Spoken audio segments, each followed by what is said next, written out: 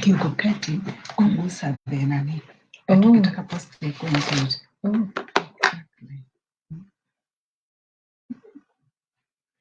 Etiquette utaki kugusa huko. It makes you sit up straight.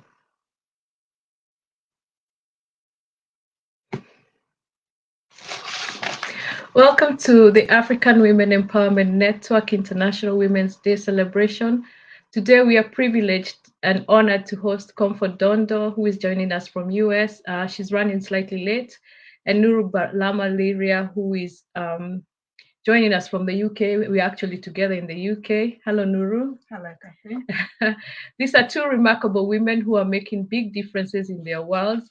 I'll introduce Nuru to you. Nuru is an expert in helping to empower others with a BA in early years, degree, and over 20 years of experience. She has poured her passion into inspiring and igniting children's confidence and in learning and development.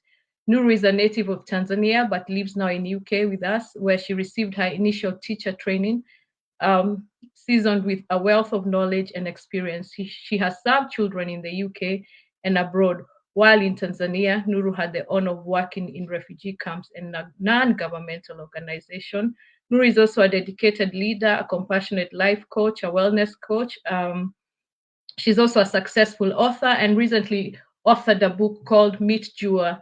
This is Nuru's first children book. I like that you said it's your first children book, meaning there's more to come.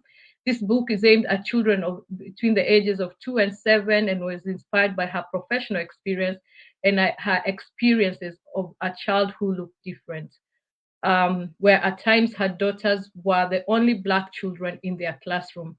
The book allows children to learn how to express their feelings about their identity, as well as to accept and love who they are. It is also aimed at making children learn how to be kind, valuing others, and treating others with respect and dignity.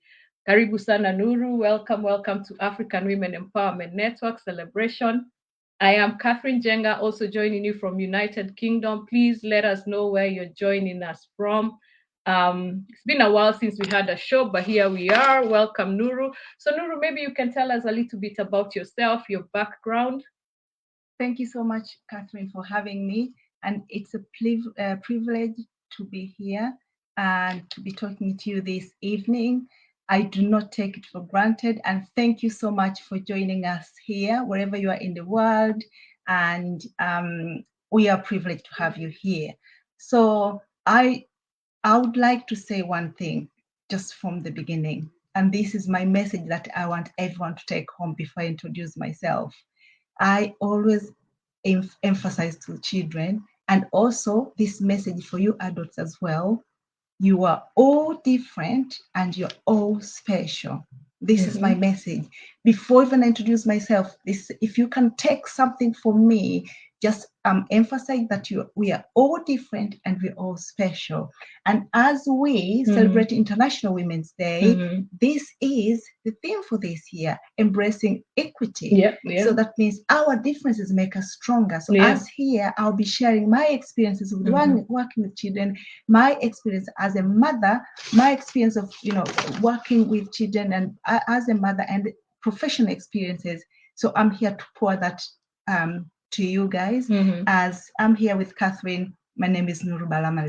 Thank you so much, Catherine, for having me. Thank you. So maybe you can tell us a little bit about embracing equity, what that means, how did you come up with this new book and where you are from, maybe.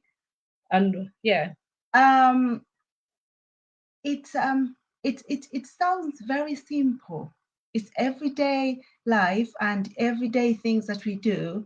Sometimes we forget the most basic things, that the ones that we don't pay attention to. Right. So as we say, embracing equity, for boys, for girls, and whatever you are, your status, economic status, wherever you are, whatever you are doing, we are celebrating you.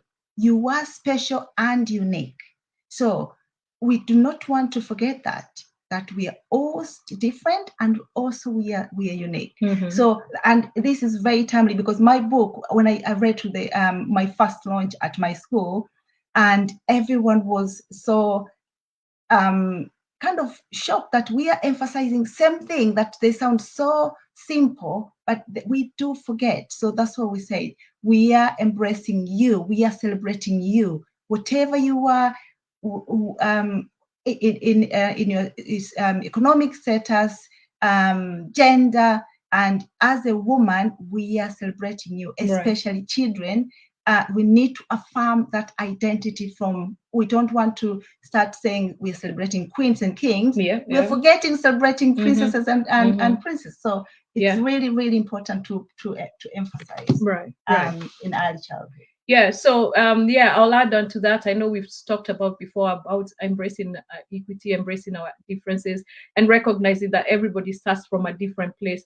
I like the aim of International Women's Day 2023 this year is that they say we embrace equity. Everybody starts from a different place. So we must recognize that before we go to equality, we must recognize that we all start from a different place. And I like the idea that they gave how we celebrate equity, embrace equity this year. Is, for example, somebody's babysitting two children and they both want a fruit, and you give them two apples, but one probably doesn't like apples, would prefer banana, or has an allergy to an apple apparently. So instead of just giving them apples, which will be at a disadvantage to one child, probably you can give them a banana. So that's our shortest, maybe our simpler example of embracing equity. So you've written a book recently, and I just want to tell us what inspired you to write your book, Jua, Meet Jua. Thank you so much, Catherine. As I said, I work with children, and for me, they inspire me. They tell their stories. I see their struggles. I see that when they're happy. And but when you see a child that they lack confidence because their identity has not been affirmed, right, and I think that it's me have to give them a voice. So it was just me giving children a voice to be able to express themselves, and also to tell them that you are valued, you are loved, you are respected, and you are unique and different. Okay.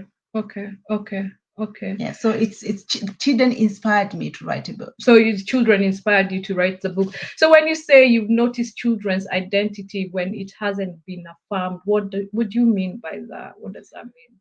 Okay, for example, I'll give you a real life example. A child, let's say a black girl with short hair, and let's say mom has long hair, and they're asking to have long hair like you, or like their friends in the playground. Yeah. Or they're asking to have blonde hair. For example, if this is a black girl going to a school that all her friends or peers are white, they say, I want to long blonde hair like my friends. Do we accept that? Do give them extension, like blonde long extensions? Or we say to them, you're beautiful the way you are. You need to affirm their identity, that no matter what, it doesn't matter the color of their skin, doesn't matter how their hair looks like, just tell them they're beautiful the way they are. Oh, wow. So that's in different, you can do that in different ways. Okay, so that's something we need to affirm, that it's not a one day thing. Okay. It's everything. And also for parents as well, we need to do things that our children are learning from us. So we need to affirm their identity by us being role models. Right. So you're saying me as a mom, I should be comfortable in who I am as a mom, in my identity, in the gifts that I have, not necessarily there's this thing that we talk about all the time. I keep saying, or you keep saying to me, run your own race. So by running your own race, you recognize that this is you, Nuru. These are the talents you've got. This is how you've been created. This is how you look like. So you embrace that, you love who you are, be aware of who you are. And as you're modeling that to your children, so they also learn how to embrace their identity. Absolutely. Right. So, what are the key lessons for children to learn from your book? Meet Jua, and maybe you can show the audience your book, maybe. So this is a book. This side, Right. This is the book, Yeah. Meet Jua, and I think the whole process of writing this book, it wasn't as exciting as it is now. Right. The feedback I'm getting from the children, that's the best thing ever. Okay. It's so you're saying the lesson the children are Yeah, learning. yeah. The children are telling me, I'll tell you what children are saying now. They're telling me, in fact, I received a message this morning. A mom messaged me saying the child said they need to stop being mean. Oh, wow. They say they need to stop being mean. Wow. And another child said, use the big word, say we need to stop being racist and we need to stop discrimination. Oh, wow. So children use those big words. All right, okay. The children use those words. And another child said, it will be boring if we all look the same. This is true. Those are children's words. So I am getting feedback that are really so the lessons, those are the lessons. Be kind, be respectful. I mean, my school, we have 3 core values. I will just talk about 2. So we talk about respect, and also we talk about kindness. Kindness, respect, and we talk about curiosity, but I won't talk it now about it now. So when I started putting things together, that what are our values and what can we do about it, I didn't have to say it. The children were saying to me, what do we need to do? Yeah. So that's what I'm saying. It's all about education.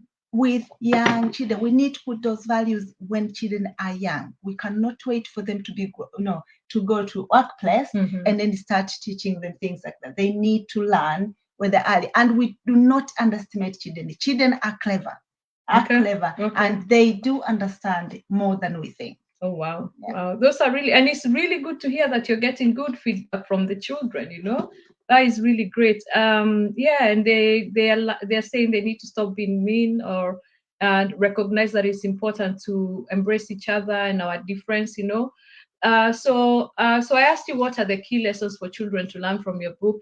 And I think my next question might tie into the previous question. How important are those lessons for children and even for families in general? We want a community that value, as I said, it just ties with this other question. Yeah. We want a community that embrace our differences. Okay. And because our differences make us strong. As I said, regardless of your gender, your background, your economic status, whatever it is, you are only you. There's no one like you. Even if you have siblings, I don't know if I have 3 sisters, Catherine, and myself and my sisters, we are completely different people. You cannot believe that we are from the same family. The same family. Yeah. So we need to acknowledge that no one will ever be like you. And if we knew that your genes, you've got every single gene in your body, it's stamped that it's you. You are unique and you're special. So that's quite good. I don't know if that answered your question. That's answered the question. So that's a very good, important lesson for families and for parents and for children, for parents to teach their children that you're uniquely made, fearfully and wonderfully made. Absolutely. You are unique in your own identity. You are who you are. And if we start teaching our children that from since as a young age, then they grow up being affirmed, knowing that they are different from others, and they know that their difference is good. So what if, Nuru, you have a parent here, or parents, and their child or children is experiencing some difficulty regarding being different? How would you encourage that parent?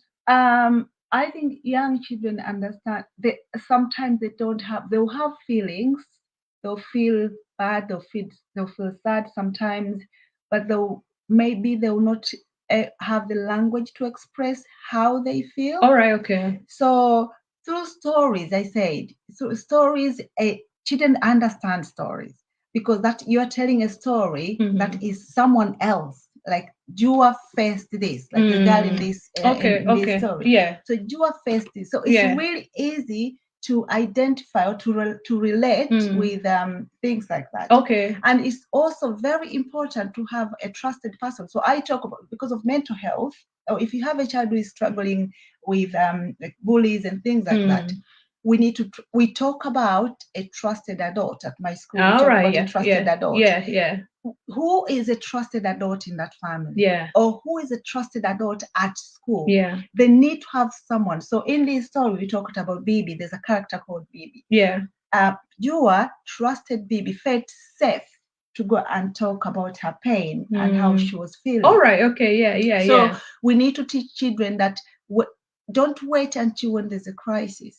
So talk to, and then children themselves, they'll go to someone, maybe not even their mom or dad or parents, it might be someone they trust, so they can have trust and approach and say to someone. The best way is to, then I say to talk about it, but we need to teach children to be able to express their feelings. Right. And now that you say that, I like that you say that. Actually, I was going to come back to that for a question about that, or to go back, because what I'm hearing you say is that we need to train our children to have a trusted adult.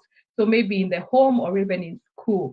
But one thing that I've emphasized before as a mental health practitioner or a counselor is that the need for us, especially we from the African community, to allow our children to express their feelings.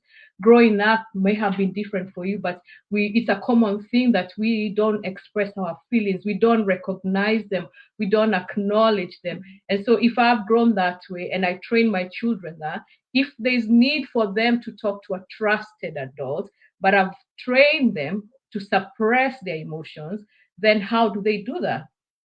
So that's the whole thing about it's not a one-day thing. Yeah. When they have a problem, they'll not come to you unless, as I said, if you have positive relationship with your children. Right. So you need to build that trust. It's a positive relationship, trust when things are, so be open with them and be ready to listen to them when they have problems. Because I know life is hard, we're busy.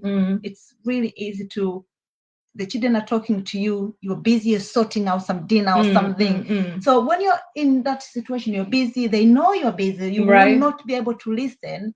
It's difficult, but just create that safe environment. Right. And so that when they have a problem, they'll find it's easy to come to you to talk to you. And sometimes, as I say, they're not necessarily be their parents. They can go to teachers.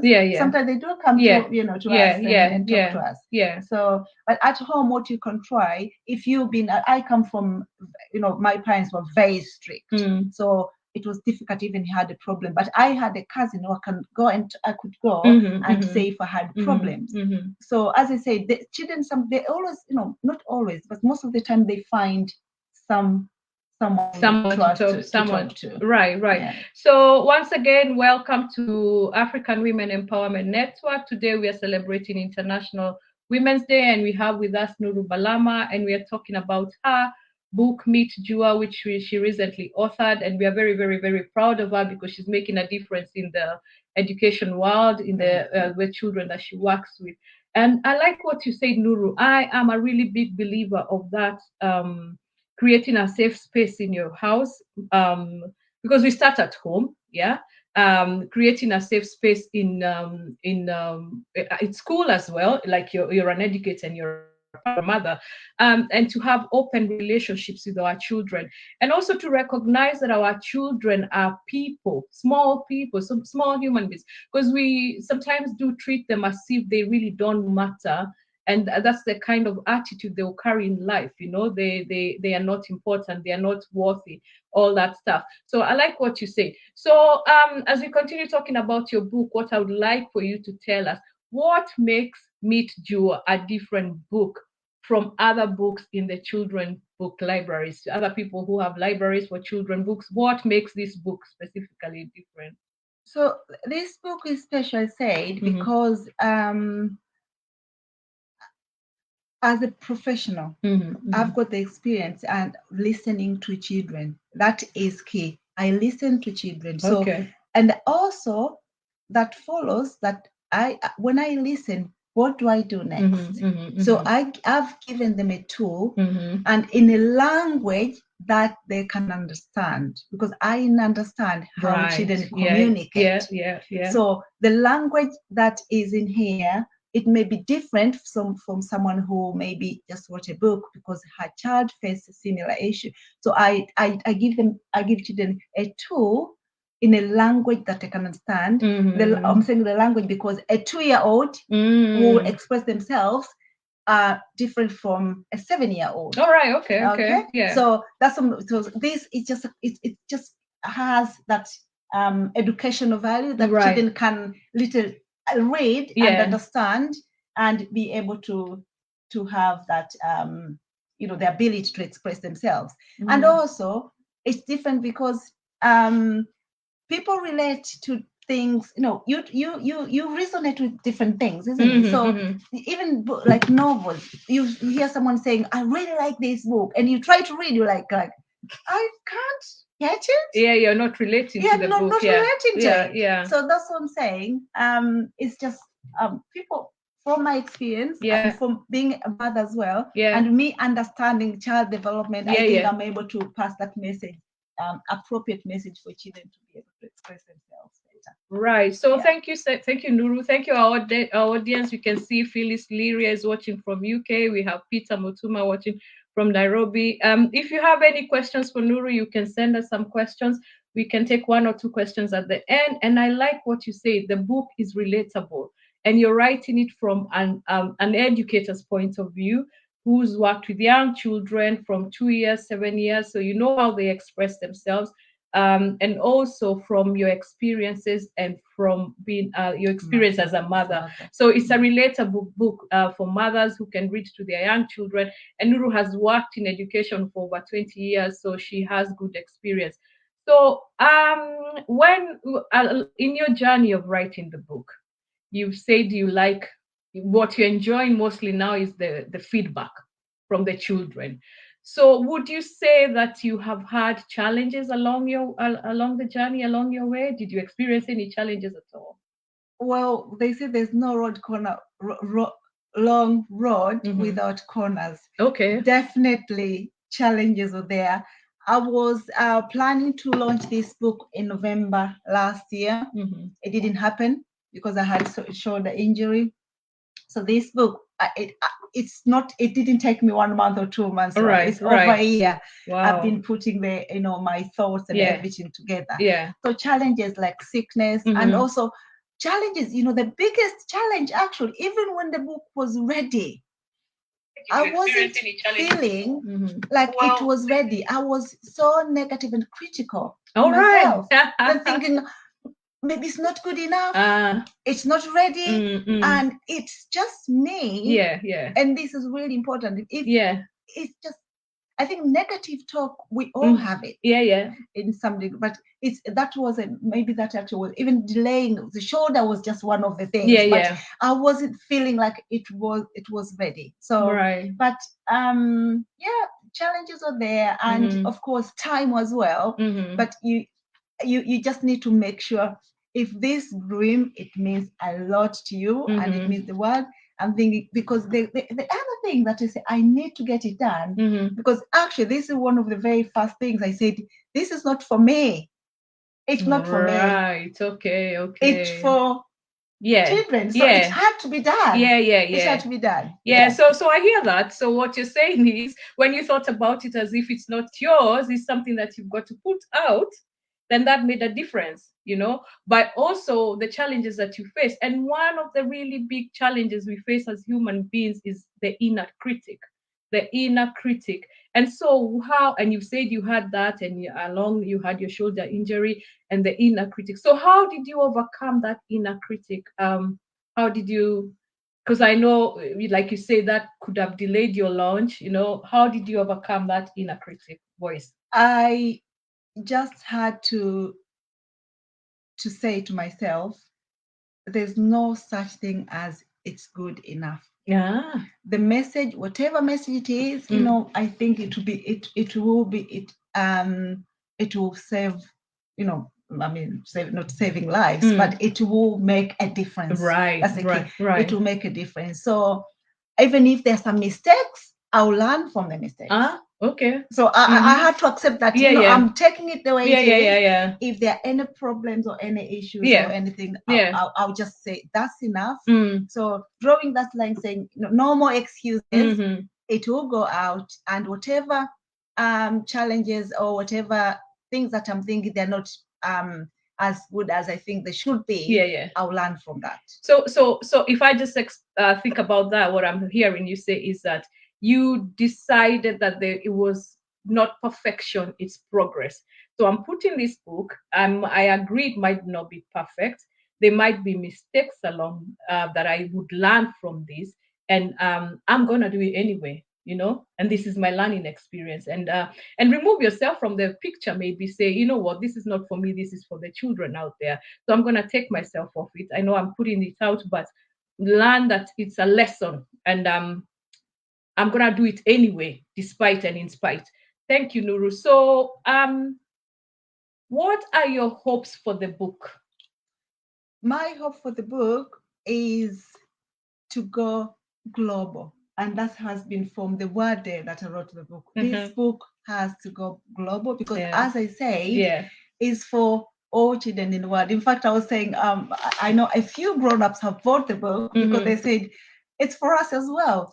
Because even adults, we need to be kind, we need to be respectful, we need to have dignity, we need to, to embrace our differences. So it's a message of love that it never fades away. Wow. Never fades away. Message of love that never fades away. And you want the book to go global. So thank you once again, our audience. We have quite a few people watching. Ruth Mbogwa, John Jenga. Thank you. If you have any questions for Nuru, you can send. So do you have any plans to write more books in the future at all? Yes, I have plans to go, because as I say, I'm planning this to go global, and especially in schools, to be used in schools as one of the core books, and not just here in UK, all over the world. And also more books will come, and also I would love this book to be in a movie, so like video or not video, I mean TV series or something like that. So we'll just venture and see what comes up after so that. If there are any producers watching, Meet Jua is a very good book that you can make to character to be series, movies. And if you're an educator and are looking for a book, a core book, teachers, we've have a lot of interest from teachers, different schools as well. They want to get it. And or even libraries and institutions where there are young children, maybe play groups as well. So Nuru, as we come towards the end of our session, we were hoping to have Comfort Dondo, but she's not available today. We'll probably host her another day. So do you have any more plans to write in the future? Do you have any more plans? Yes, definitely. A few books already on the way. So let's focus on the first one first. Okay. And then the other ones we will announce the launch. And hopefully there'll be there'll be good books, and just maybe similar values, similar messages, or a bit different. And but there are more books coming soon. Right. Okay. And we have a question, but before we answer the question, we can say, where can people buy a copy of Meet Jua? At the moment, this can be bought on Amazon at the moment, but we're trying to find, if you are in Tanzania or Kenya, we try and make some arrangement with how you can get a book. But at the moment, it's already on Amazon. Okay, so the book is you can get it from Amazon. I got my copy of thank you very much. Amazon. So we have a question here, Nuru, from John Jengangugisa. He says, Nuru, how long did it take you to realize your vision? I've always like writing. Actually, I've got lots of different, topics, different books on my computer. But maybe the question will be, how did you get the courage to get it published? Because I've got books, Right. I've got recipe books, Yeah. I've got lots of different, things I like writing. Yeah. So, but the most, and I know there's somewhere out there with books on their computers or writing at by hand. I've always, liked writing, but the question is just getting it like that. Yeah. So from the dream to the reality. Yes. Yeah. That is the most difficult thing to do. Yeah. The first step. Yeah. So I don't know who is this person who said that. I can't remember if faith is taking the first step without seeing the step itself, so something along that line. So from the dream in the head or the vision to it being reality on the ground. So Nuru, our last question is from me is, what advice would you give to another woman or another individual who has always wanted to be an author, but they are afraid to take that first step or going through the challenge? That's, you sort of answered, but still. I will emphasize this.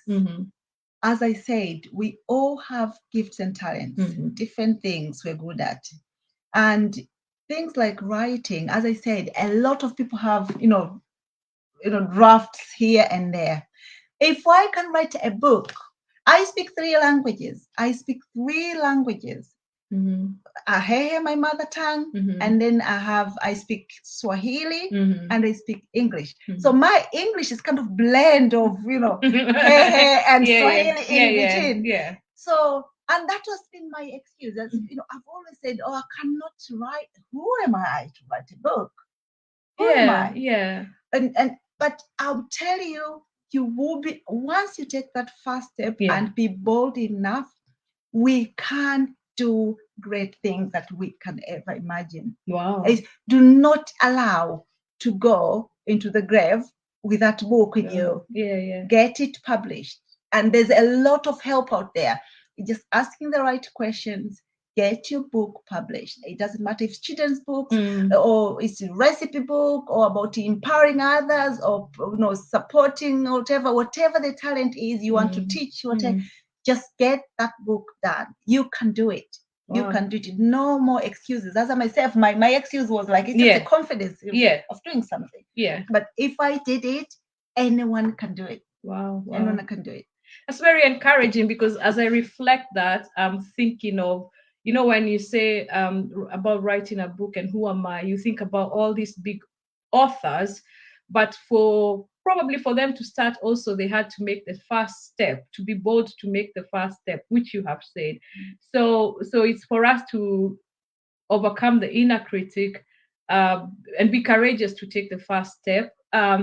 Very proud of you, Nuru, like you've done. You've shown us how the way you've encouraged us, and I am very, very grateful and very proud of you. Thank you so much. Very, very proud of you, and waiting for all those other doors that you're waiting to be opened for.